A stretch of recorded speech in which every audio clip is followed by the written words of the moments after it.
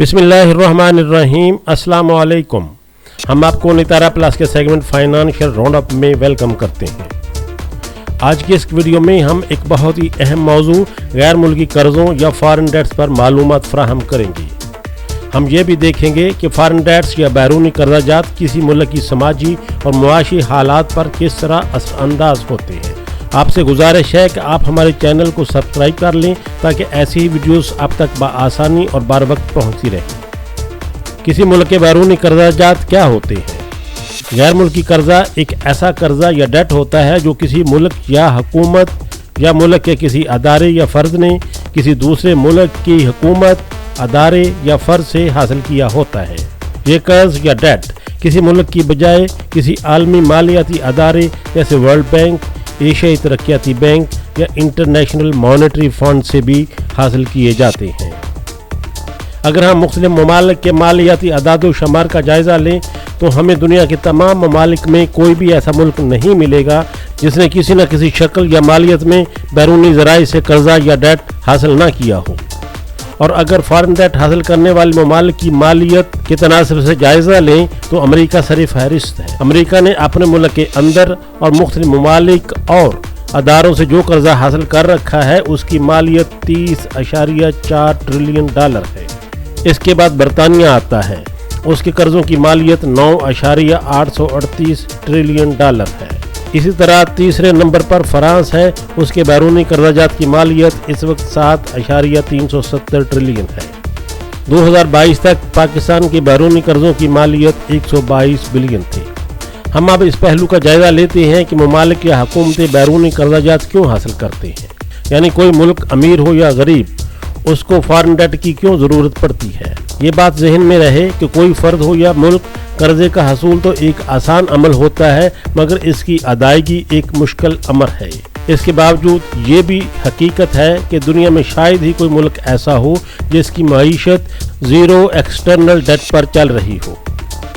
मुख्तलिफ मुआशी हालात के हामिल मुख्तलिफ ममालिक की बैरूनी कर्जाजात या फॉरेन डेट के असबाब भी मुख्तलिफ होते हैं। मसलन गरीब ममालिक जिनकी बरामदात बहुत कम होती हैं, मुल्क के अंदर इंफ्रास्ट्रक्चर और तरक्याती कामों के लिए दस्तयाब रिसोर्स नाकाफ़ी हों तो उनको तालीम, सेहत, ट्रांसपोर्ट, खुराक के हसूल के लिए कैपिटल की ज़रूरत हमेशा ही ज़्यादा होती है। गरीब ममालिक की अपनी मईशत उनका वज़न नहीं उठा पाती तो बैरूनी इन्वेस्टर्स या कर्जा की सूरत में बैरूनी अमदाद के ज़रिए ये सब काम किए जाते हैं। इसके अलावा ज़रूरी अशिया की दरआमद के लिए डॉलर की ज़रूरत रहती है। जैसे पाकिस्तान जैसे ममालिक को पेट्रोलियम, खुर्दनी तेल, गैस और अद्वियात की दरामद के लिए डॉलर्स दरकार होते हैं। बरामदात की मिकदार इतनी नहीं है कि दरआमदी बिल का बोझ उठा सकें।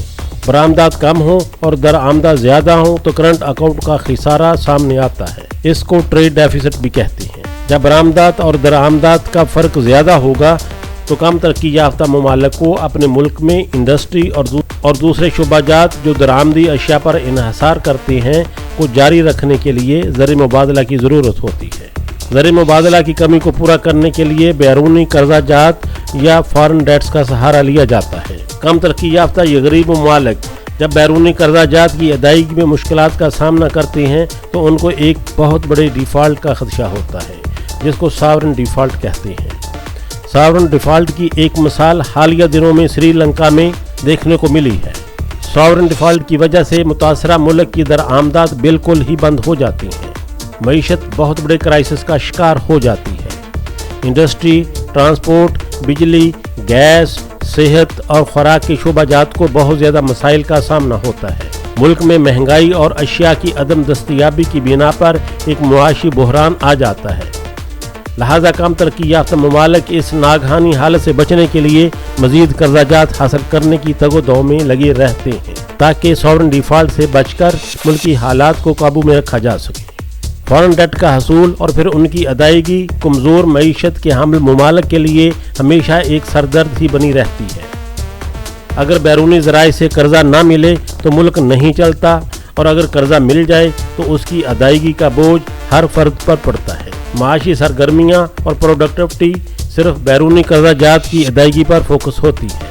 मुल्क में महंगाई भी होती है और उसकी बुनियादी वजह बैरूनी कर्जा जात की अदायगी के लिए रकूम इकट्ठा की जाती हैं, जो अशियाए सरफ पर भारी टैक्स लगाकर हासिल होती हैं। सड़कों, हस्पतालों, तालीम और दूसरे तरक्याती कामों के लिए दस्तयाब फंड्स बिल्कुल नहीं बचते, क्योंकि हुकूमत के ज़राए आमदन बैरूनी कर्जा जात की अदायगी के नज़र हो जाते हैं। इसलिए कहा जाता है कि जो कौम अपने ज़राए आमदन के अंदर रहने का असूल तर्क कर देती है, उसकी दरामदात बरामदात की निस्बत ज़्यादा हो जाती है। मईशत का पैदावारी अमल मुल्क की ज़रूरियात से कम हो जाने की बिना पर कौम को मुसलसल मुआशी बदहाली का सामना होता है।